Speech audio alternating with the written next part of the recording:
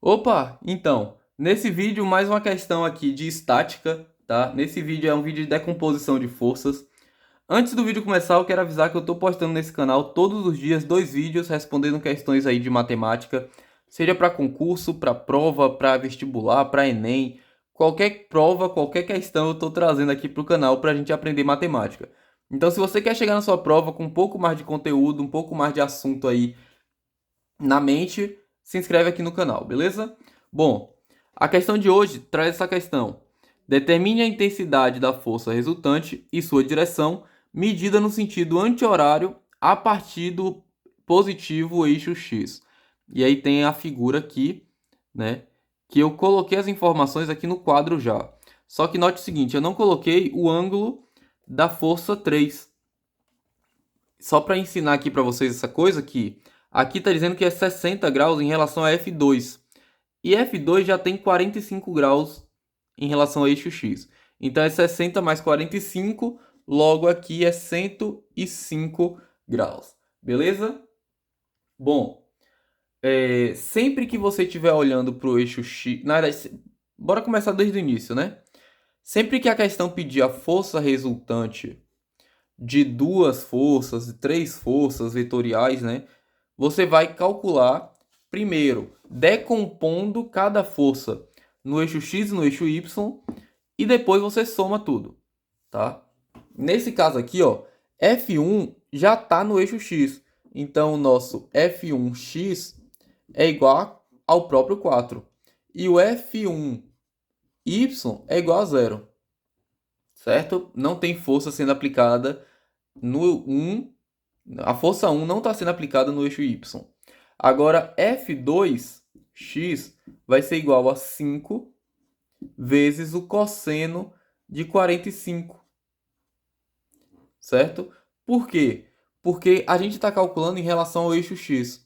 Se a gente está calculando em relação ao eixo X, você vai utilizar o cosseno do ângulo que você tem.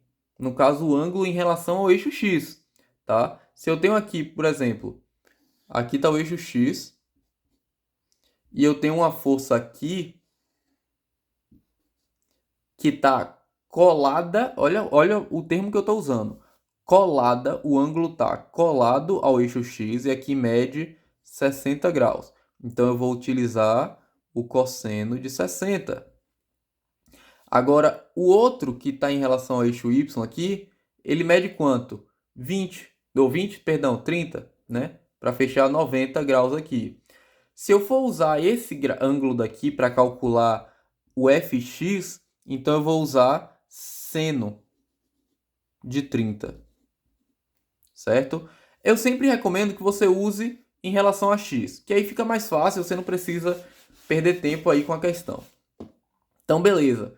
F2 vai ser 5 vezes cosseno de 45. E F2y vai ser 5 vezes o seno de 45, que acaba dando a mesma coisa, né? Seno e cosseno de 45 é igual. Então, se eu pegar aqui, ó, 5 vezes o cosseno de 45 vai dar 3,5355. Eu vou arredondar para 3,54, tá? Então, F2x é igual a 3,54 e F2y é igual a 3,54. Beleza. Agora, por último, F3x vai ser 8 vezes, mesma regra, cosseno de 105. Já bora fazer direto, né? 8 vezes o cosseno de 105 menos 2,07, tá? Então, F3x é igual a menos 2, posso colocar até aqui, né? F3x é igual a menos 2,07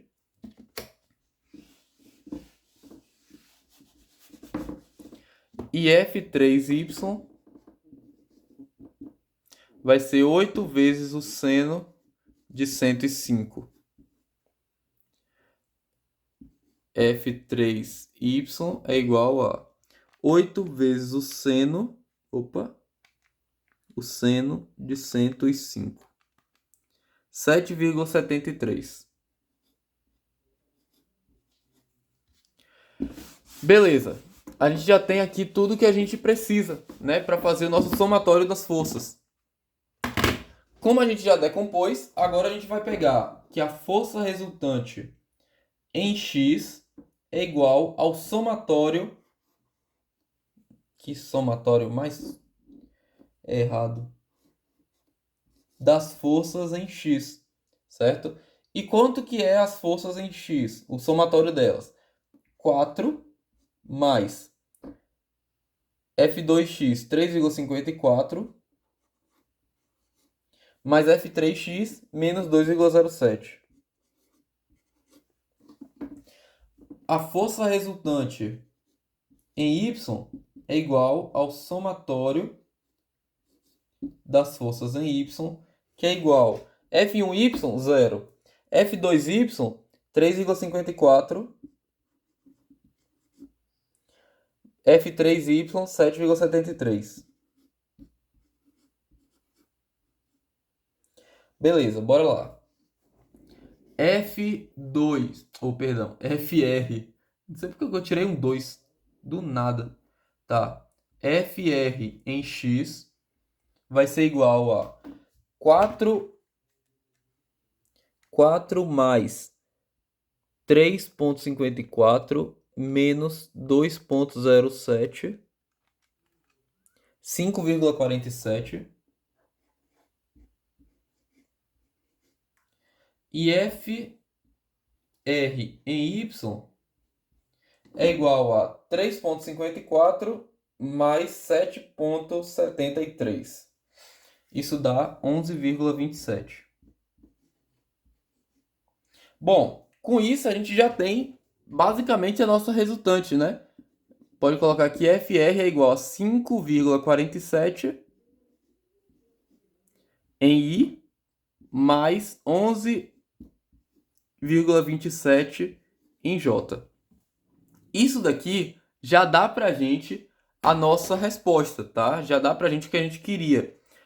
Só que a gente ainda pode chegar um pouco mais longe. Lá na nossa... Na faculdade que eu faço, né, no IFBA, a gente consegue deixar essa resposta e o professor ele considera, tá, que a resposta inteira. Só que a gente consegue encontrar para qual ângulo ele está indo, né? Então, se a gente sabe que no eixo X a gente tem 5,47 e no eixo Y a gente tem 11,27, a força que a gente quer, ela tá aqui, né? É um somatório dessas forças. E essa força daqui, que é a nossa força resultante, ela tem um valor que não é nem 11,27 nem 5,47. E a gente sabe que esse valor é a hipotenusa. É a mesma coisa desse ângulo daqui, ó. Desse traço aqui, tá? Essa força aqui. Só que no sentido oposto, certo? Então, o que que a gente vai fazer aqui? Bom, para encontrar isso daqui, a gente sabe que isso daqui é um cateto, isso daqui é um cateto. E a nossa força resultante é a hipotenusa. Você pode fazer, então, que a hipotenusa ao quadrado é igual a cateto oposto ao quadrado mais cateto adjacente ao quadrado. Pode fazer isso, e aí você joga a raiz, vai encontrar. Só que isso aqui você vai encontrar a hipotenusa. Para encontrar o ângulo, você vai fazer tangente do ângulo é igual a cateto oposto sobre cateto adjacente. Qual que é o cateto oposto e qual que é o cateto adjacente? Olha só, a gente está fazendo tudo em relação ao eixo X. Então, o ângulo que a gente quer encontrar é esse aqui. Se eu pegar essa hipotenusa e virar para cá, a gente sabe que em relação ao eixo X, esse ângulo aqui, ele tem que ser igual a esse daqui. Se a gente virar, certo? Se a gente simplesmente pega isso aqui e vira para cá, esse ângulo aqui tem que ser o mesmo daqui, certo? Tem que ser igual. Então, pegando esse ângulo daqui, cateto oposto é qual? É o 11,27. Isso porque a gente está pegando a hipotenusa, tá? A gente não pode dizer que o cateto oposto é esse daqui, porque o triângulo que a gente está olhando é esse daqui. Esse lado daqui nem é um triângulo. Vocês estão percebendo aqui, né? Ele não é um triângulo. Então, 11,27 dividido por 5,47. Isso daqui vai dar pra gente 11,27 dividido por 5,47 dá 2,06. Aí a gente joga o arco tangente dos dois lados. Arco tangente da tangente dá o próprio ângulo, certo? E o arco... O arco tangente de 2,06 vai ser igual... Eu só vou botar o sinal de igual aqui, tá? Ó, shift tangente da resposta. Então ele pega esse valor inteiro aqui. Dá 64,11. Isso daqui é o nosso ângulo. É isso daqui, ó. É o nosso ângulo daqui. Bom, então agora a gente já tem a direção. Bora achar então o valor, né, da força resultante. Aqui você pode fazer de diversas formas agora, né? Já que você já encontrou o ângulo, você sabe que FRx, né, vai ser igual a FR vezes o cosseno. Lembra que a gente fez? Então, bora lá. FRx, você sabe, 5,47. É igual a FR, que é o que você quer descobrir, vezes o cosseno do ângulo. O cosseno de 64,11. Ó, bora lá. Calculadora. A gente vai passar dividindo, tá? Então, ó, cosseno de 64,11 dá 0,4366. Vou passar o FR, deixar ele isolado. Vou passar o 5,47 dividido por esse cosseno aqui. Então, 5,47 dividido pelo cosseno que eu já calculei dá 12,52. Então, já não preciso mais dessa parte daqui. FR é igual a 12,5273. Então, vou colocar 53. Como que a gente confirma que isso daqui está certo? É só a gente fazer o contrário, né? FRY. Aí já não vai ser mais cosseno, vai ser o quê? Seno. Aqui a gente apaga. Bora ver se dá igual, né? Quem é o nosso FRY? 11,27.